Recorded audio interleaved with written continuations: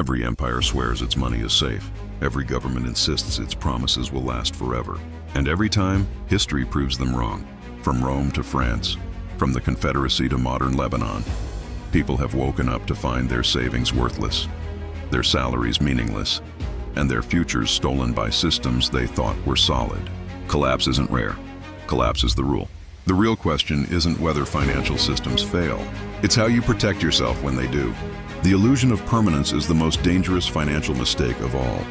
We look at our bank balances, our national currencies, and we assume they are bedrock. But money is not bedrock, it is trust. And trust can vanish overnight. That's why history is so brutal and so useful. Every collapse leaves behind a trail of lessons, patterns, and warnings about what actually protects wealth and what evaporates into dust. And if you pay attention, you'll see that the survivors of these disasters weren't the ones who trusted most. They were the ones who doubted first. Take the Byzantine Empire, often remembered as the eastern half of Rome that somehow survived 1,000 years after the Western Empire fell.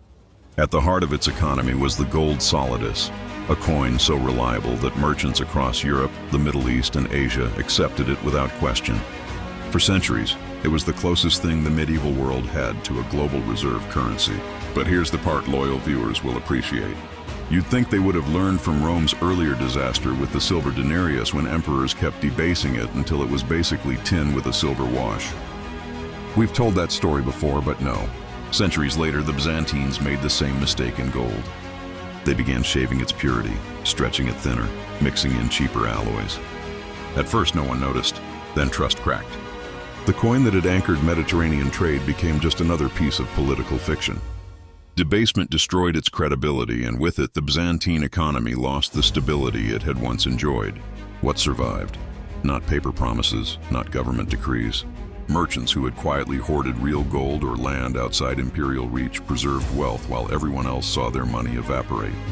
That's the first timeless lesson. Governments cannot resist the temptation to dilute their money. And when they do, real value flees to assets they cannot counterfeit. But not every collapse comes from rulers tinkering with coins. Sometimes it comes from shocks that strike out of nowhere. In the mid-4th century, Europe was struck by the most devastating pandemic in its history, the Black Death. Between 1347 and 1351, as many as half of all Europeans died. Cities emptied, villages vanished, trade routes broke down. And yet, the economic story of the plague is more complex than simple catastrophe. Because when half the labor force disappears, labor becomes precious. Survivors could demand higher wages. Food and land, once scarce, became relatively abundant compared to people. Families with liquidity, silver, goods, or even just the ability to work suddenly had leverage they'd never dreamed of. Land that once cost a fortune could be bought for a fraction. Houses stood abandoned, fields unplowed. The survivors were in a buyer market. If that sounds uncomfortably familiar, it should. During the COVID pandemic, we saw a modern version of this.